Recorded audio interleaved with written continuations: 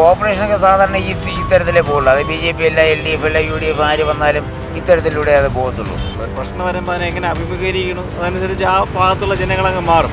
UDFനെ സംബന്ധിച്ചിടത്തോളം അവരുടെ ഇലക്ഷൻ വരുന്ന സമയത്ത് അവരുടെ മാറിയുള്ള അടികളും വഴക്കുകളും പ്രശ്നമാണ്. ജനങ്ങൾക്ക് വയലൻ്റ് ആയിരിക്കണം.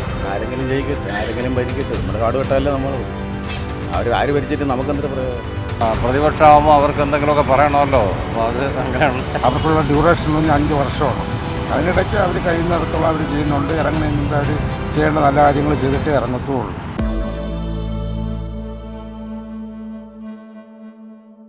നമസ്കാരം. വീണ്ടും ഒരു തദ്ദേശ തിരഞ്ഞെടുപ്പിന് തിരുവനന്തപുരം സാക്ഷിയാകുവാൻ പോവുകയാണ്. കഴിഞ്ഞ തവണ 52 സീറ്റ് നേടി ഭരണം കയ്യേറിയത് CPM ആയിരുന്നു. എന്നാൽ 35 സീറ്റ് നേടി ഇഞ്ചോടിഞ്ച് പ്രകടനം കാഴ്ചവെച്ചുകൊണ്ട് BJP 2ാം സ്ഥാനത്തെത്തുകയും ചെയ്തു. നമ്മുടെ കൊച്ചു കേരളത്തിൽ BJP അത്രത്തോളം സീറ്റുകൾ നേടിയെടുത്തു എന്ന് പറയുമ്പോൾ അതൊരു ചില്ലറ കാര്യമല്ല.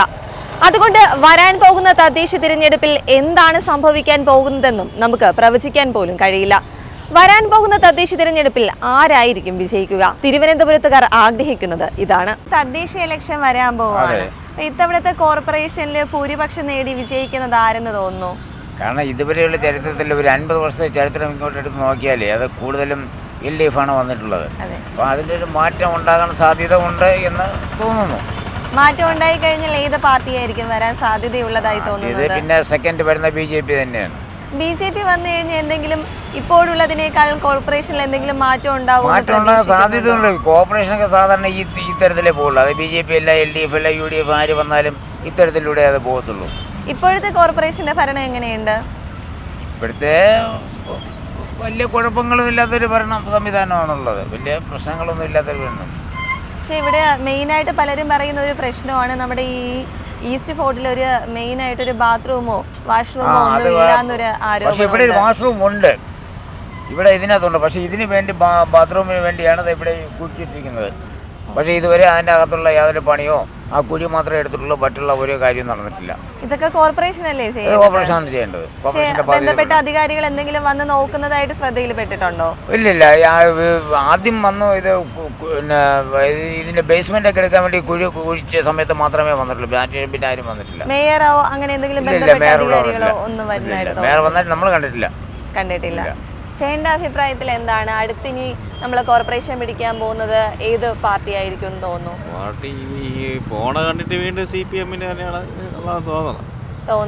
എന്താ ചേട്ടാ അങ്ങനെ ഒരു തോന്നാനുള്ളൊരു കാരണം എന്തായിരിക്കും? എല്ലാ പ്രാവശ്യവും ഈ രാഷ്ട്രീയ അട്ടിമറികളാണല്ലോ എല്ലായിടത്തും. അതിന് വീണ്ടും ഭരണത്തിൽ അവർ തന്നെ വരാൻ സാധ്യതയുണ്ട്. പിന്നെ BJP-ക്ക് മുൻതൂക്കമുണ്ട്. അതെ, കഴിഞ്ഞ തവണ 52 സീറ്റ് CPM-നായിരുന്നെങ്കിൽ 35 സീറ്റ് BJP പിടിച്ചിട്ടുണ്ട്. BJP-ക്ക് മുൻതൂക്കമുണ്ട്. പിന്നെ അവരുടെ പ്രവർത്തനങ്ങളും അവരെ പ്രോബ്ലം സോൾവിങ് സ്കില്ലുണ്ടല്ലോ, അതാണ് വളരെ ഇമ്പോർട്ടൻ്റ് ആയിട്ടുള്ളത്. ഒരു പ്രശ്നം വരുമ്പോൾ അതിനെ എങ്ങനെ അഭിമുഖീകരിക്കണം, അതനുസരിച്ച് ആ ഭാഗത്തുള്ള ജനങ്ങളങ്ങ് മാറും. അവിടെ രാഷ്ട്രീയം മറക്കും അവർ വോട്ട് ചെയ്യുമ്പോഴത്തേക്ക്. ജനങ്ങൾ അങ്ങനെ ഇത്തവണ മാറി ചിന്തിക്കുമെന്ന് തോന്നുന്നുണ്ടോ? സാധ്യത ഉണ്ട്, തള്ളിക്കളയാൻ പറ്റില്ല. ഇവിടെ സ്ഥിരം തിരുവനന്തപുരം കോർപ്പറേഷൻ വന്ന് എപ്പോഴും തുണച്ചിരിക്കുന്ന ഇടതുപക്ഷത്തിനാണ്. മനസ്സിലായില്ലേ? അപ്പം ഈ കാലഘട്ടത്തിൻ്റെ മാറ്റത്തിന് മാറിക്കൊടുന്നുമില്ല. സ്ഥിരം ഈ തിരുവനന്തപുരം ഒരുപാട് വർഷങ്ങളായിട്ട് ഇടതുപക്ഷത്തിൻ്റെ കയ്യിലാണ്. അപ്പോൾ ഇനി ഒരു മാറ്റത്തിന് കാരണം ജനം തന്നെ തീരുമാനിക്കേണ്ടത്. അത് വേണോ എന്ന് തോന്നുന്നുണ്ടോ? എന്തെങ്കിലും ഒരു മാറ്റം ഉണ്ടാവുമെന്ന് തോന്നുന്നുണ്ടോ? ജനങ്ങളുടെ കയ്യിലിരിക്കുന്ന കഴിഞ്ഞ തവണത്തെ നമ്മൾക്ക് ഇലക്ഷൻ എടുത്തിരുന്നാലും 52 സീറ്റ് CPM-നും 35 സീറ്റ് BJP പിടിച്ചിട്ടുണ്ട്. അപ്പം BJP നമ്മുടെ കേരളത്തിൽ ഒരു 35 സീറ്റ് കോർപ്പറേഷനിൽ പിടിക്കാന്ന് പറയുമ്പോൾ സാധ്യമുള്ളൂ, കൂടാൻ സാധ്യം ഇല്ല. എന്താ അങ്ങനെ തോന്നാനുള്ള കാര്യം? എന്താണ് കാര്യം? അങ്ങനെയാണല്ലോ, പല വാർഡുകളിൽ പല വിഭിന്നങ്ങളാണ്. ഇപ്പോൾ ഒരു വിഭാഗത്തിൽ കോൺഗ്രസിന് കിട്ടുന്ന ആണല്ലേ BJP കിട്ടുന്ന ലൊക്കേഷനിൽ അതിനെ ഭരണപക്ഷത്തിൽ നിന്ന് വെട്ടിക്കുറച്ച് ഇതിനെ ചേരി അപ്പുറത്താക്കി ആ ചേരി ഇപ്പുറത്താക്കുമ്പം വോട്ട് വിഭിന്നത മാറുമ്പോൾ അവർക്ക് കിട്ടാനുള്ള കഴിഞ്ഞ പ്രാവശ്യം അവർക്ക് കിട്ടിയ ഒരു 900 വോട്ടാകുന്നുണ്ട്. ഈ പ്രാവശ്യം ഒരു 300 കിട്ടാനുള്ള സാധ്യതയുണ്ട്. അതിനെ കുറയും. കോൺഗ്രസിന് സീറ്റ് എന്തെങ്കിലും കൂടാനുള്ള സാധ്യതയുണ്ടോ? 10 സീറ്റ് മാത്രമാണ് കഴിഞ്ഞ പ്രാവശ്യം കിട്ടിയത്. അതിലെന്തെങ്കിലും കൂടാനുള്ള ഒരു സാധ്യത കാണുന്നുണ്ടോ? UDFനെ സംബന്ധിച്ചിടത്തോളം അവരുടെ ഇലക്ഷൻ വരുന്ന സമയത്ത് അവരുടെ മാറിയുള്ള അടികളും വഴക്കുകളും പ്രശ്നമാണ്. ജനങ്ങൾക്ക് വയലൻ്റ് ആയിരിക്കണം. അതിനൊന്നും കുഴപ്പമില്ല. ഇനി ചില സമയത്ത് ഈ വരാൻ പോകുന്ന തിരഞ്ഞെടുപ്പിൽ രണ്ടും കോർപ്പറേഷനും അസംബ്ലിയും തിരിഞ്ഞവർ വരും എന്നുള്ള ഒരു പ്രതീക്ഷ ഉണ്ട്. LDF LDF തന്നെയായിരിക്കും. എന്താ ചേട്ടാ അത്ര ഉറപ്പിച്ച് പറയാനുള്ളൊരു കാര്യം? വികസനത്തിൻ്റെ കേസുകളിലൊക്കെ കുഴപ്പമില്ലാതെ പോകുന്നുണ്ട്, നല്ല രീതിയിൽ ഭരിക്കുന്നുണ്ട്. പക്ഷെ ഇവിടുത്തെ ഈസ്റ്റ് ബോർഡിൽ ഒരുപാട് പേരോട് ചോദിച്ചപ്പോൾ അവർ പറഞ്ഞൊരു പ്രശ്നമാണ് അവർക്ക് വാഷ്റൂം ഇല്ല എന്ന്. ബാത്റൂം ഇല്ല എന്നൊരു പ്രശ്നം. ഇവിടെ ഒരെണ്ണം മാത്രമേ ഉള്ളൂ. ആ സൈഡിൽ ഉണ്ടായിരുന്നു, രണ്ടെണ്ണം ഉണ്ടായിരുന്നു, രണ്ടും പൂട്ടിയില്ലായിരുന്നു. എന്നാൽ ഈ അടിസ്ഥാന കാര്യങ്ങൾ പോലും കോർപ്പറേഷൻ എന്തുകൊണ്ടാണ് ശ്രദ്ധിക്കാത്തത്? ടെൻഡറുകൾ വിളിക്കുന്നവരൊക്കെ ക്ലിയർ ആവാത്തോണ്ടായിരിക്കും എന്ന് തോന്നുന്നു. ഇവിടെ വാഷ്റൂമിൻ്റെയാണ് ഇവിടെ വന്നത്, പിന്നെ അത് മാറിയായിരുന്നു. ബസ് സ്റ്റാൻഡ് അകത്തൊരെണ്ണം ഉണ്ടായിരുന്നു, സ്ഥിരവരണം ഉണ്ടായിരുന്നതാണ്. അതിപ്പോൾ പൂട്ടിക്കിടക്കുന്നത് എന്താ കാരണമെന്ന് അറിയത്തില്ല. പിന്നെ ശ്രീ പത്മനാഭ തിയേറ്ററിൻ്റെ അവിടെ ഒരെണ്ണം ഉണ്ടായിരുന്നു, അതും പൂട്ടിക്കിടക്കുന്നത് എന്ത് കാരണമെന്ന് അറിയില്ല. ബന്ധപ്പെട്ട അധികാരികൾ ആരെങ്കിലും വന്ന് നോക്കുന്നതായിട്ട് എന്തെങ്കിലും ശ്രദ്ധയിൽപ്പെട്ടിട്ടുണ്ടോ? ഇപ്പൊ ചേട്ടാ ഇപ്പൊ നമുക്കറിയാലോ മേയർ എന്ന് പറയുന്നത് ആര്യ രാജേന്ദ്രനാണ്. പുള്ളിക്കാരിക്ക് പക്ഷെ അത്രയ്ക്ക് പക്വതയില്ല, നമ്മുടെ തിരുവനന്തപുരത്തെ നയിക്കാനായിട്ട് അത്രയ്ക്കുള്ളൊരു പക്വതയില്ല എന്ന് ചില ആരോപണമുണ്ട്. തെറ്റായ ആരോപണം. അങ്ങനെയൊന്നും തോന്നുന്നില്ല. എന്ന് വെച്ച് കഴിഞ്ഞാൽ നല്ലൊരു ആര്യ മേയർ ഒരു കുഴപ്പമില്ല, നല്ല രീതിയിലുള്ള വികസനങ്ങളും KSRTC ഏതോ ഡ്രൈവറിനെതിരെയുള്ള കേസൊക്കെ കണ്ടു കാണുമല്ലോ. അതിനെ കുറിച്ചൊന്നും നമുക്ക് വലുതായിട്ട് അറിയത്തില്ല. ആരെങ്കിലും ജയിക്കട്ടെ, ആരെങ്കിലും ഭരിക്കട്ടെ, നമ്മൾ കാട് വെട്ടാലേ നമ്മളുള്ളൂ. ആര് ഭരിച്ചിട്ട് നമുക്കെന്തൊരു പ്രയോജനം? BJP ഭരിച്ചാലും കുഴപ്പമില്ല, അത് അവർക്ക് കൊള്ളാം. LDF ഭരിച്ചാലും അവർക്ക് കൊള്ളാം, UDF ഭരിച്ചാലും അവർക്ക് കൊള്ളാം. നമ്മൾ കിടന്ന് വേറെ ഏത് പേര് തരുന്ന കഷ്ടപ്പെട്ടാലോ എല്ലാം നടക്കും. ഇടതുപക്ഷത്തിന്റെ ഭരണം എങ്ങനെയാണ് വിലയിരുത്തുന്നത്? അതൊന്നും വിലയിരുത്താവും, എല്ലാവരും ഒരുപോലെ തന്നെ തന്നെയാണ്. അതിന് കാര്യമില്ല, ആര് വന്നാലും ഇതുപോലെ തന്നെയായിരിക്കും, ഇതേപോലെ തന്നെ പോകാവുള്ളൂ. അല്ല വേറെ എങ്ങനെ പോകാം? ആർക്ക് നേട്ടം? നിങ്ങൾക്ക് വല്ല നേട്ടം ഉണ്ടോ? പിന്നെന്തിനാ? കോർപ്പറേഷൻ ഇലക്ഷനിൽ LDF ആയിരിക്കും. എന്താ അങ്ങനെ ഒരു പ്രതീക്ഷ വരാനായിട്ട് കാര്യം എന്താണ്? കാരണങ്ങളുണ്ട്. കാരണം പിണറായി വിജയൻ ചെയ്യുന്നതിൻ്റെ നല്ല കാര്യങ്ങളാണ്, അതുകൊണ്ടൊക്കെ നല്ല കാര്യങ്ങളാണ്. നമുക്കറിയാലോ നമ്മളെ കോർപ്പറേഷനിൽ നമ്മളെ മേയറായിട്ടിരിക്കുന്നത് ആര്യ രാജേന്ദ്രനാണ്. മാഡത്തിനെതിരെ ഒരുപാട് ആരോപണങ്ങൾ ഉയർന്നു വരുന്നുണ്ട്. ഇപ്പോൾ ഈസ്റ്റ് ബോർഡിൽ തന്നെ എടുത്ത് നോക്കിക്കഴിഞ്ഞാൽ പറയുന്നത് മെയിനായിട്ടൊരു ബാത്റൂം പോലും ഇല്ല, ഒരുപാട് യാത്രക്കാർക്ക് വലയുന്നുണ്ടെന്ന് പറയുന്നുണ്ട്. അപ്പോൾ ഈ അടിസ്ഥാന ആവശ്യം പോലും ചെയ്യാത്ത ഈ ഒരു കോർപ്പറേഷനെ ഇനി ജനങ്ങൾ വിജയിപ്പിക്കുമെന്ന് തോന്നുന്നുണ്ടോ?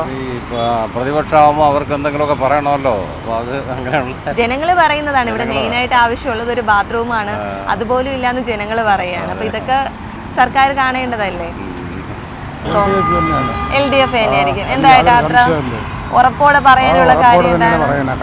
അത്രയും വേണ്ട പുരോഗതികൾ അവർ ചെയ്യുന്നുണ്ട്, അത്രയും വേണ്ടിയുള്ള അവാർഡുകൾ അവർക്ക് കിട്ടിയിട്ടുമുണ്ട്. അതുകൊണ്ട് ആ രീതിയിൽ അപ്പോൾ ചുമ്മാ ഉറപ്പില്ലല്ലോ അവാർഡ് എന്തായാലും. ഇല്ല.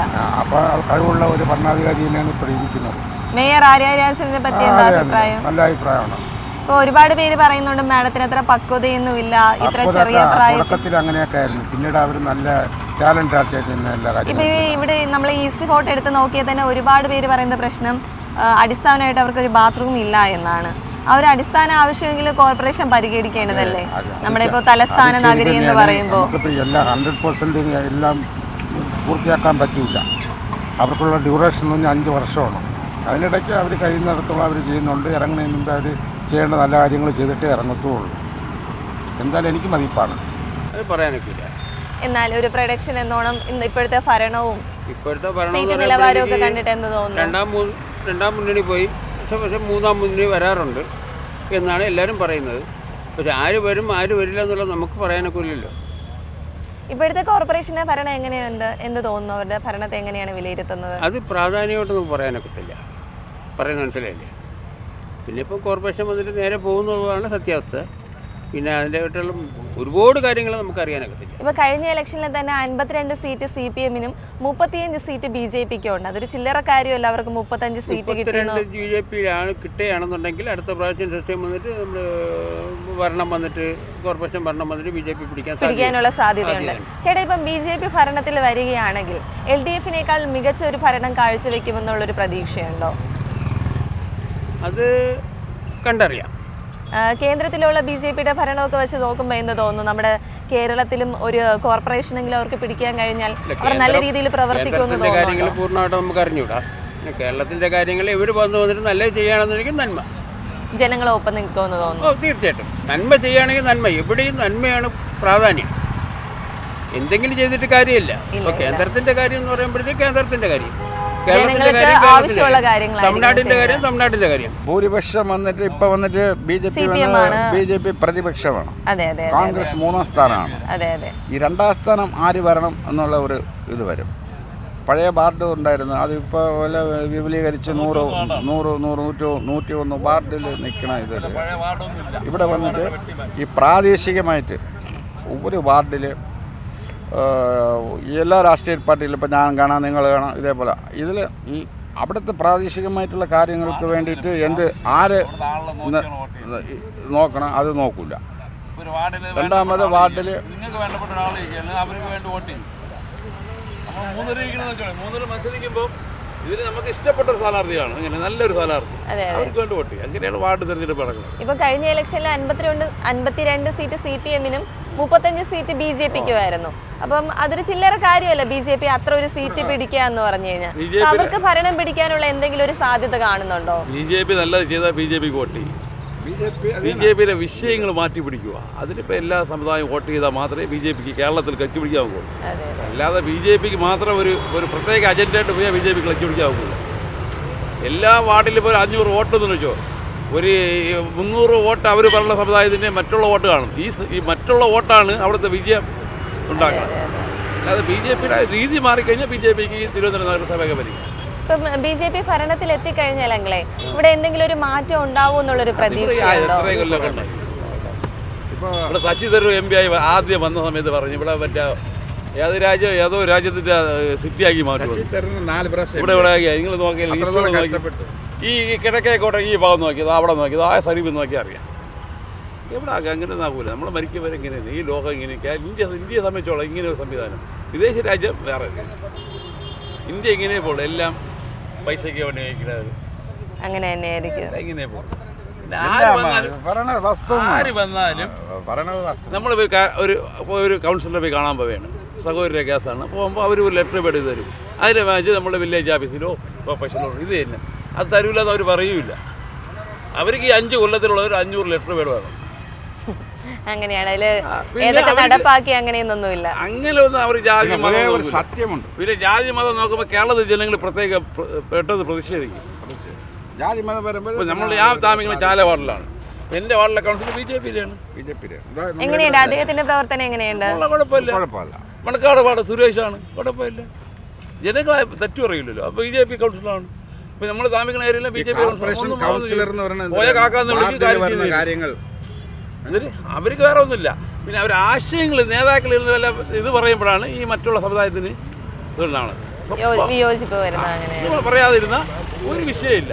അവര് മനുഷ്യൻ, നമ്മളും മനുഷ്യൻ. കേരള രാഷ്ട്രീയം മനസ്സിലാക്കിയവർ പ്രവർത്തിച്ചു കഴിഞ്ഞാൽ നല്ലതായിരിക്കും. കേരളത്തിലെ കൂടുതൽ വർഗീയത പറഞ്ഞൊന്നും തെരഞ്ഞെടുപ്പ് വരാൻ നോക്കില്ല. ഇവിടെ എന്നാൽ ഒരുപാട് പാർട്ടി ഒരാളുള്ളത് മദീനി എന്ന് പറഞ്ഞ അയാളെ പാർട്ടി ഒരാളുള്ളത് 90 കാലഘട്ടങ്ങളിലും ജനങ്ങളായിരുന്നു. എവിടെ അങ്ങനെ ജനം കൂടിയതറിയ വോട്ടാവൂല. ഇല്ല.